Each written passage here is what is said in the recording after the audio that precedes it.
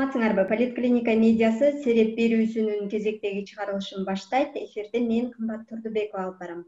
Дээрлик 1,5 миллиондой шайлоочу өз добушун башка участокто берем дегени коомчулук арасында шайлоонун легитимдүү өтүшүнө күмөн жараткан суроолорду пайда кылды. Биз бүгүн мына ушул форма 2 системасын жокко чыгаруу керекпи же жокпу деген теманын айланасында сүйлөшөбүз. Бизде конокто Борбордук шайлоо комиссиясынын мүчөсү Атыр Абдрахматова болмокчу. Саламатсызбы, Атырайым? Алгач эле суроомду берсем, ушул айрым партиялар БШКга форма 2 менен шайлоого катышууну каалаган жарандарды шайлоодон четтетүү керек деген талап менен кайрылышты.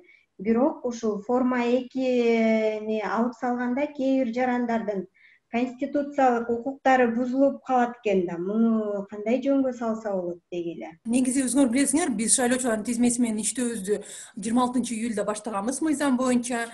Шайлоочулардын тизмегин тактоо боюнча иш-аракеттер 19-сентябрга чейин жүрүштү. Анан кийин ушул сентябрдын башында мен атайын ушул коомчулуктун арасында социалдык тармактарда, массалык маалымат каражаттарында ушул форма 2 менен болгон манипуляциялар жүрүп атат. Андан сырткары ошол сентябрдын жарымына келип калганда эле участкалык шайлоо комиссиялар арыздарды албай элди тизмеге киргизбей жатат деген маалымат таркаганда, анан ошолорду текшерип көрүү максатында ушул Бишкек менен Чүй областындагы 15 участкага жакында текшергем. Ошондо чындап эле форма 2 менен кандайдыр бир оюндар жүрүп аткандыгын, мыйзамсыз иш-аракеттер болуп аткандыгы эми ошол цифралар эле көрүнүштөрдөн эле байкаса болот. Анткени кээ бир участкаларда күнүнө бир күндө 80-90 адам барса, башка күндөрү адам жок. Мисалы топ менен уюшуп алып, ошол эртеменки мисалы 9-дан түшкү 2-ге чейин бир топ адамдар келип элет да катталганда, кайра кечки курун эч ким жок. Ошондой болгондо эми топ болуп уюшуп келгендиги көрүнүп турат. Кээ бир участкаларда 200дөн ашык, 250ге чейин барган экен да, бир күндө идентификация өткөн. Ошол көйгөйдү анда форма 2 менен ошол күнү 13-12 сентябрлар болгон, ал күнү 200гө жакын гана шайлоочу форма 2 менен катталган болчу да. Азыр бул сан эки эсе чоңойду болуп атабы, ушундай. Анан мен биздин коллегаларга БШКнын мүчөлөрүнө айткам, бул деген чоң көйгөй, бул ошол добуш берүүнүн жыйынтыктарын эл үчүн ишенбестикке алып барышы мүмкүн депчи. Анткени абдан көп форма 2 менен катталган адамдар кайсы бир эгер саясий партиядан уюштурулган болсо же административдик ресурс тараптан уюштурулган болсо, анда ошол тараптын гана добуштарын берип коет дагы, берки жөнөкөй шайлоочулар добуш берген укугун албай калат деп. Метсем баары жайында бул жакшынакай көрүнүш деп биздин көпчүлүк БШК мүчөлөрү басып коюшкан ал менин сунушумду. Анан азыр эми 19-сентябрь келип форма 2'nin баардыгын канча экенин тактаганда азыр 500.000ге келди да. Эстеңер 500.000. Эгерде биздин шайлоочулардын саныбыз 3,5 миллион болсо азыр расмий. Анан ошол 7% босогон өтүш үчүн эгерде 100% адамдар келсе, мисалы бир 150-160 миң добуш алыш керек да партия шайлоодон өтүш үчүн. Эми 100% шайлоочу келбейт, 70-80% келет. 70-80%дан азыр жогорку кеңешке өтүш үчүн мамлекет боюнча бир партия мисалы 120-130 миң добуш алыш керек. Ошондо азыр 500.000 адам кызыктарды, 500.000дин бир канчасы мына кээ бир участкалардан карасак, ошол 7 киши келген күнүнө, 5 киши келген, демалыш күндөрү бир аз көбүрөөк келген. Бул менин оюмча табигый көрүнүш.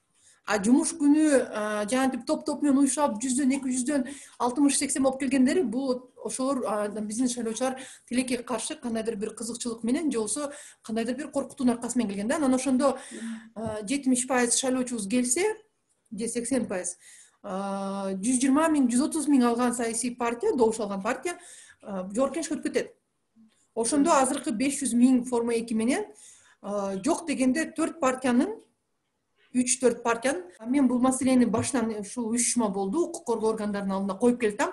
Сөзсүз түрдө Борбордук шайлоо комиссиясынан маалыматты алып, биздин ошол системдик администратордун бардык документалардын колунда ошол уюшуп келгенде текшеришиңер керек десем, биз мыйзамга ылайык шайлоо процессине киргише албайбыз. Бирок мыйзам боюнча шайлоо процессин уюштуруу өткөрүп иш аракеттерине катыша албайт.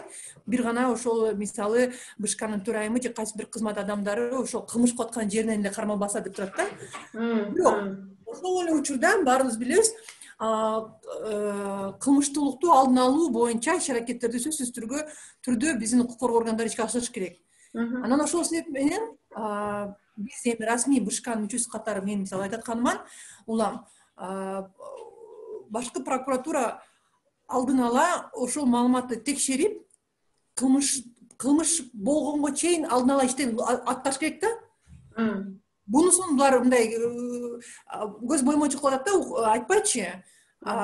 Жанагы бизде элге айтылып калат го, өлүк болсо анда кылмыш бар, өлүк болбосо аялын чаап тепкилеп соогуп токмоктоп атса дагы кылмыш иш жок дегендей эле да. Ошондой эле да, азыр элечи шайлоо процессине кандайдыр бир оюндар, кандайдыр бир мыйзам бузуулар, кандайдыр бир мыйзамсыз сүйлөшүүлөр, ошол участкалык шайлоо комиссиянын мүчөлөрү кошулган, кошулбаганын анда аныктап, укук коргоо органдары форма 2 боюнча чара көрүш керек болчу. Тилекке каршы көрбөй атышат.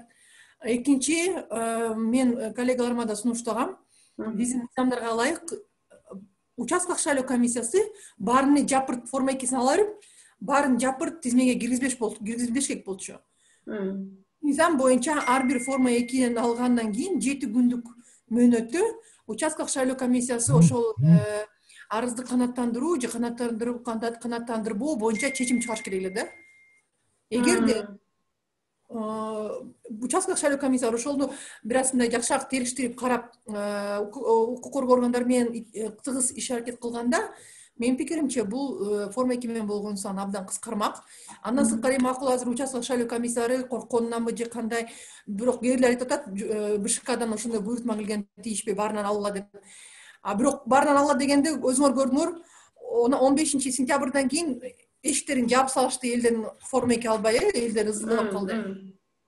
Башаламандыктан мындайчы, анан кийин участкалык шайлоо комиссары кайра эле мына жогору жактан бизге айтты, албагыла бизде 2,5 миң шайлоочу толуп калды деп. Ушуну ар кандай болуп атат. Анан кийин кандай болбосун, Борбордук шайлоо комиссиясы төмөндө турган участкалык аймактык шайлоо комиссиясынын чечимин жокко чыгарганга мыйзам боюнча толук кандуу укугу бар. Ошол себептен азыр менин коллегам айтпайбы, эми бул конституциялык укук, элдикке анан тиги бул деп. Бул албетте конституциялык укук, бирок ошол конституциялык укукту ишке ашырыш үчүн кандайдыр бир ошондой добуштар сатып алуу, же административдик ресурстан коркуунун аркасы менен келип форма 2ден катталып аткан адамдар бар болсо, алардын каттоосун жокко чыгарган толук кандуу БШКнын колунда, мыйзам боюнча. Азыр болсо мындай бир эме алсыздык болуп атат да, эчтеке кылгыбыз келбейт деген эле позиция болуп калды да. Укук коргоо органдарыныкы дагы, Боршайкомдуку дагычы 300 миң адам катталды, ошо менен шайлоого бара атабыз да, добуш берүү процессинечи. Негизи атырайым ушул негизи эле башка участокко которулуп добуш берүүнү кандай жол менен партиялар, мындай добуш берүүдө кандай жол менен партиялар өз кызыкчылыгы үчүн пайдаланышы мүмкүн да. Мисалы, бир участоктон эле добуш берсе деле, же экинчи кайсы бир участоктон деле бир эле партияга добуш берсе кандай айырмасы бар? Же бул схема менен аймактарга коюлган босого пайызды өтүүгө аракеттенишип жатабы? Бул эми аймактарга коюлган босоо кичинекей. Бир аймактан бир 700-800 миңге чейинки добуш эле керек партиягачы. Бул менин оюмча жанагы жалпы 7% босогон ала турган партиянын баары эле алып кетет. Анчалык кыйынчылык эмес. Муну эми жанагындай форма 2 менен болуп аткан оюндарды көп эле эксперттер айтып атпайбы, шайлоого мына мен деле 20 жылдан бери катышып, тилекке каршы саясий партиялардын ичиндеги уюштуруучулук, ошол шайлоочулардын иштеш процессин уюштуруусу ушундай болгон да. Ар бир талапкерге кайсы бир жооптуу территория берип койшкон, участкаларды, мисалы 4-5 участканы берген, сен ушул жерден добуш алып чыгышың керек деп. Анан ошол жерден мисалы ичара тандашчылык кылып, сен ошол участкалардан 3 миң добуш же 5 миң добуш алып келсең, анда биз сени тизмеден, талапкердин тизмесинен жогору жылдырабыз. Ким алып келе албаса, ал чыгып кетет тизмеден деп сүйлөшүү, ички ошол партиядагы сүйлөшүүлөр ушундай оюндарга алып келди. Биринчиден, экинчиден тилекке каршы административдик ресурс ошондой мындай коомчулуктун колдоосун баарыбызды аябай колдоп атат. Бүт тараптар, бүт региондор, бүт айылдар колдоп атат. деген дагы иш аракет болуп атат да. Ар бир айыл өкмөт, ар бир жергиликтүү кайсы бир бийликтин өкүлү же кайсы бир кызматкери ошол жерде жакшы иштеп өзүнүн жакшы жыйынтыгын көрсөткүсү келип, жантип мугалимдерди же болбосо алдында отуруп иштеп аткан адамдарды каттаттырып добуш алып бергенге аракет болгон нерсе да булчу. Бул эми укук коргоо органдары баарыңар билесиңер, пандемия маалында жана карантин маалында үйдө отурганыбызда соц тармактардан мисалы же болбосо мессенджерлерден кайсы бир сын пикир айткан же болбосо өкмөт тараптан кылынып аткан иш аракет чабалы иш чынында мисалы ошол эле бет каптар же болбосо кайсы бир медициналык жабдыктар жок деген адамдарды мисалы УКМК менен ички иштер министрлигинин өкүлдөрү бир заматта алып чыгып атышты. Туурабы? Меники ошон үчүн суроо да, эмне себептен азыр жанагындай топ болуп уюшуп келип аткан адамдарды бир заматта алып токтоткон жок бул процессти.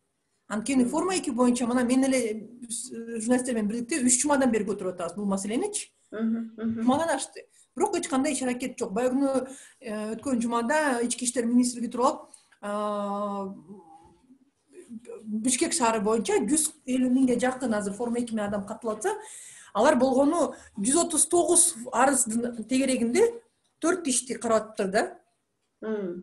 Эми 140 миң, анан 139 арыз. Эми бул мындай салыштырганга да, мындай айтканга да уят нерсе да.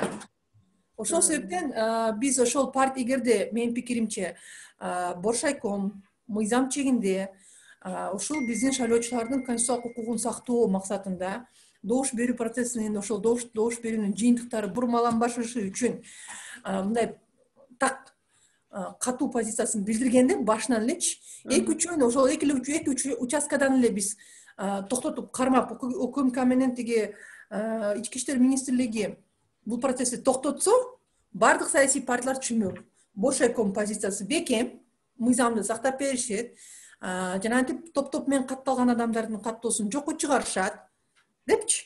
УКМК менен ички иштер министрлиги камап төргөө жүргүзөт деп. Баары токтомок. Тилекке каршы муну мындай жөн эле коюп коюшту да, бириң өлүп бириң калып коюшту да. Азыр кеч болуп калды дейсизби?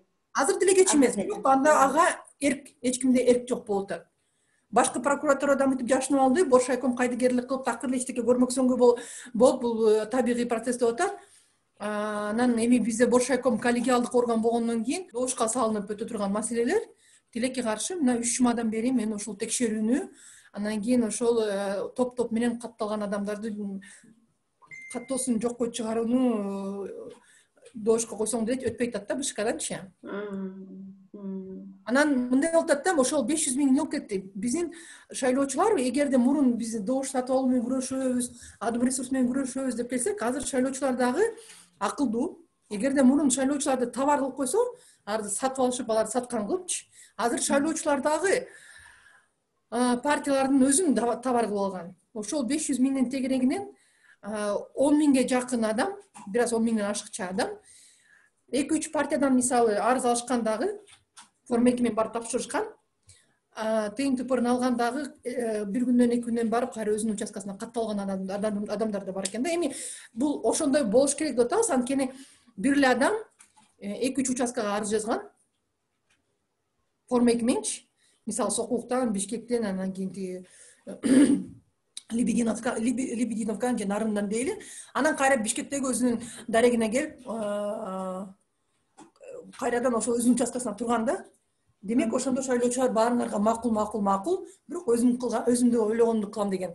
Андан сырткары мен бул суроону иликтеп атып, дагы бир тилекке каршы Боршайком тараптан болгон мыйзам бузууну таптым. Анткени жазында биз ушул шайлоого даярдык катары участкалык шайлоо комиссарынын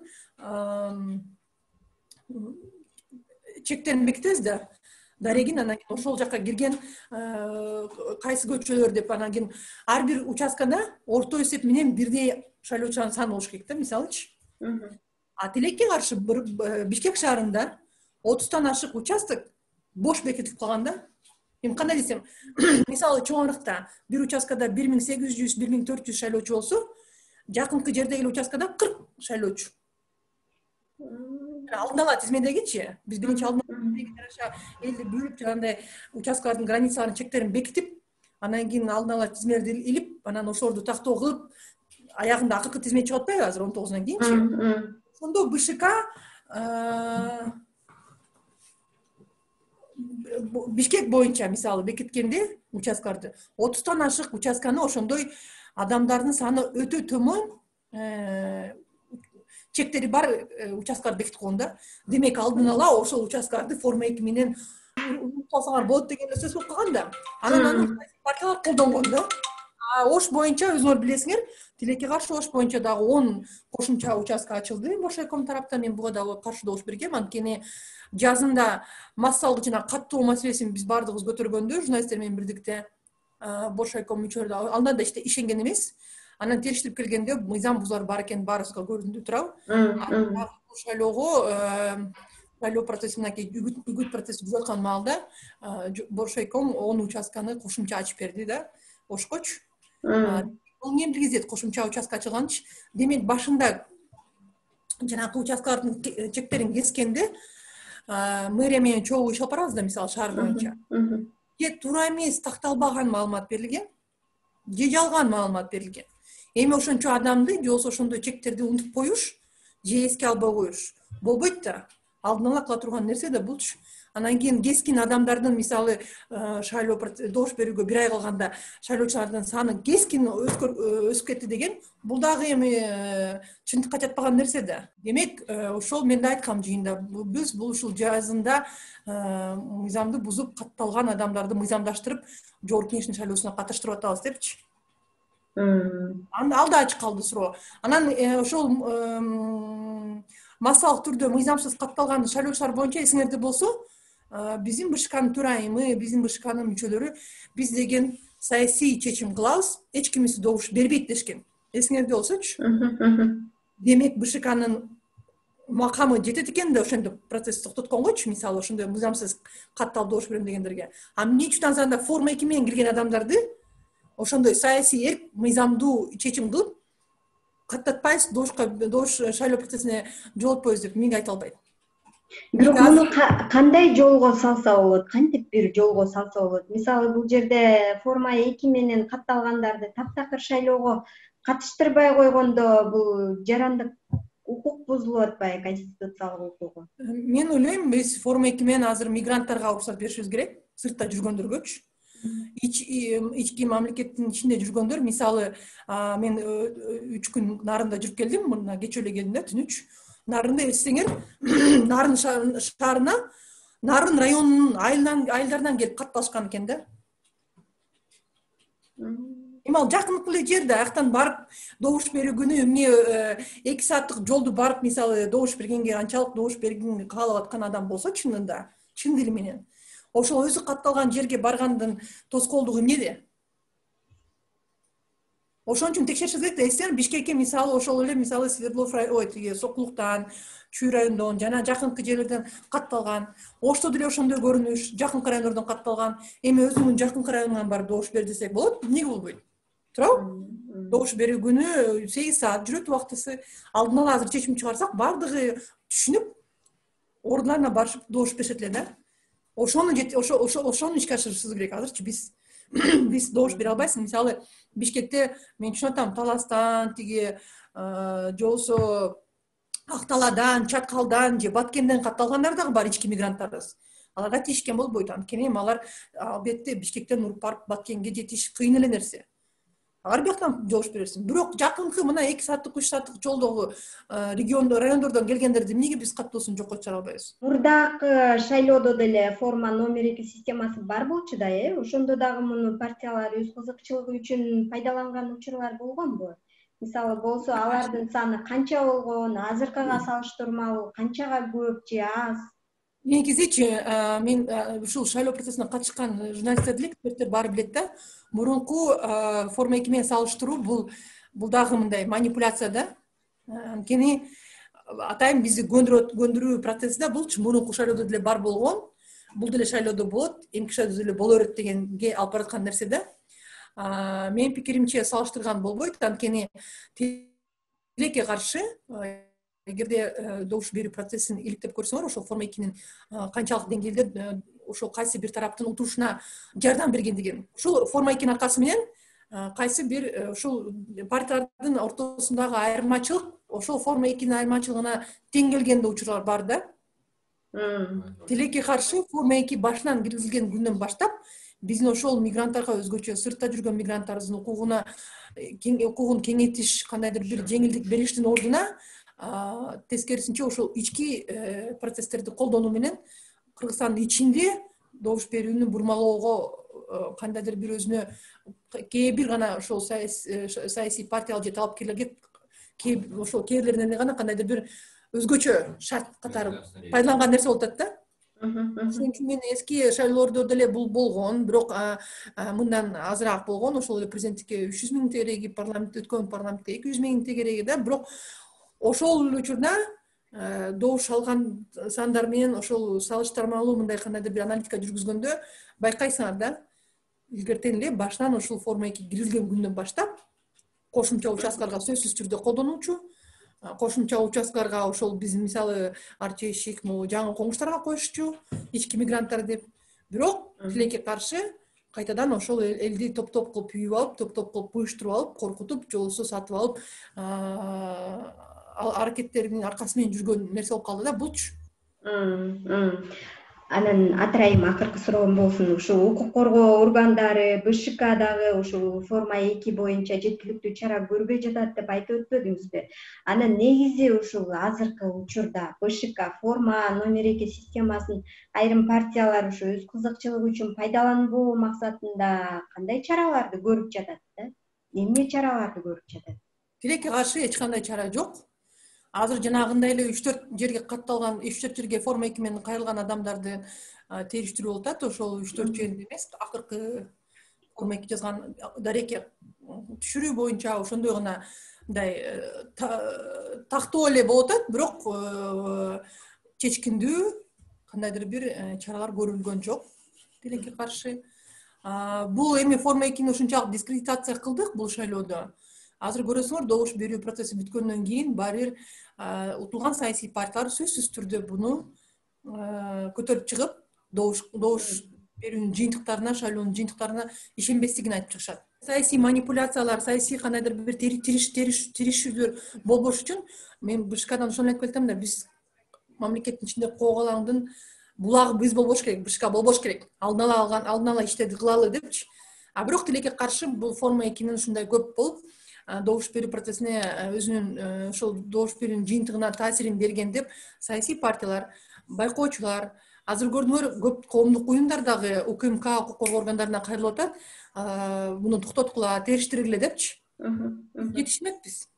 Ушул акыркы бир жумада эле жетишебиз. Азыр эми цифровизация маалында эгерде мен айткандай жанагындай шайлоочулардын тизмесин тазаласак, жакынкы райондордон келгендерди кайра ордуна которсок, биз ошол шайлоочуларга маалымат бергенге толук кандуу жетишебиз да. Эми азыр СМС бар, интернет бар, WhatsApp бар, бардык мүмкүнчүлүктөр бар. Керек болсо коомдук биздин жанакы телерадио каналдардын бардыгы Боршойкомго маалымдоо компаниясына жардам бергенге милдеттүү. Элдин көп бардыгына жеткизгенге толук кандуу мүмкүнчүлүгүбүз бар деди. Баарыңарды ордуңарга кайтардык. Мисалы Бишкектен Сокулук, Лебединска жакынкы райондордун баарын кайтардык. Нарын жанагындай Талас, башкалардын баардыгын ушул Оштогулардын баарын ордуңарга койдук. Оштан барып добуш бересиңер десек, элдин баары мындай мыйзамдуулукту сактоону үлгүсүн көрсөтүшөт да. Мамлекет тараптан, бийлик тараптан чечкиндүү кандайдыр бир кадам болбосо, элдин баардыгы ушул БШКны кой кыла албайт экен деген мааниде кетип баратат баардыгычы. И партиялар да ошону түшүнүп туруп кылып аткан иш аракет ошол болуп атат да. Ошол форма 2 менен сыртта жүргөн мигранттарыбызды 200 миңин каттасак, бул албетте сонун көрүнүш болмок, туурабы? Анан ички эле кайсы бир өзүбүздөрдүн мондай тууган тушканды жанагы партиялар ташып, талапкерлер ташып, БШК менен тиги укук коргоо органдары эчтеке көрбөй атабыз, баары сонун деп атса, эми бул жалган эле шайлоо болуп атат да. Канчалаган туура эмес көрүнүштөр болуп атат. Тез буларга реакция берип чечкендин ордуна баардыгы көрмөксөнгө салып, териштирип атабыз, карап атабыз, ойлонуп атабыз деген менен эле бүттү, шайлоо бүтүп калды. Көрөсүңөр, баары бир ушундай тирешүүгө, саясий тирешүүгө алып келип коет да. Анан биздин өкмөт туруп алып эпидемия болуп атат деп туруп карантин киргизип атат да, чаңтоп болуп калабыз азырчы. Анан Атырайым айтып өтпөдүңүзбү, акырында айтып өттүңүз эми деп жанагы форма 2 системасы менен 2-3 шайлоо участогуна катталып аткандарды териштирүү иштери болуп атат депчи. Буларга кандай чара көрүлөт негизи мыйзам боюнча? Азыр көп болуп атабы ушундайлар? Азыр акыркы санын бериши элек, бирок андай адамдар бар. Эми бирок кескин түрдө 2 эсе бул кайра сан азаят, 500 миңден төмөндөйт дегенден алысмын тилекке каршы. Бирок андай адамдар бар. Анан кийин эми бул жарандарга карата жоопкерчиликти кароо үчүн сөзсүз түрдө ошол жарандын жанагындай административдик ресурсунун аркасынан же болбосо добуштар сатып алуу кандайдыр бир процессине аралашкандыгын укук коргоо органдары териштирип табыш керек эле да. Ошондой табылса, анда жаранга дагы чара көрүлөт. Бирок алдын ала териштирүү жүргүзүп, мисалы саясий партиялардын же болбосо кайсы бир кызмат ээлеген адамдардын тиешеси бар экенин тактап убагында токтотконго мүмкүнчүлүк бар болчу. Убагында чара көрүшө эле да, анан кийин азыр деле кеч эмес, бирок менин пикиримче тилекке каршы чара көргөнгө эч кимдин деле ниети жок да. Жакшы Атырайым, рахмат сиздин пикириңизге. Ушуну менен биздин сиреп берүү соңуна чыкты. Политклиниканын Facebook'тагы баракчасына, YouTube каналыбызга жазылууну унутпаңыздар. Берүүнү мен Кымбат Турдубекова алып бардым. Көрүшкөнчө сак саламатта туруңуздар.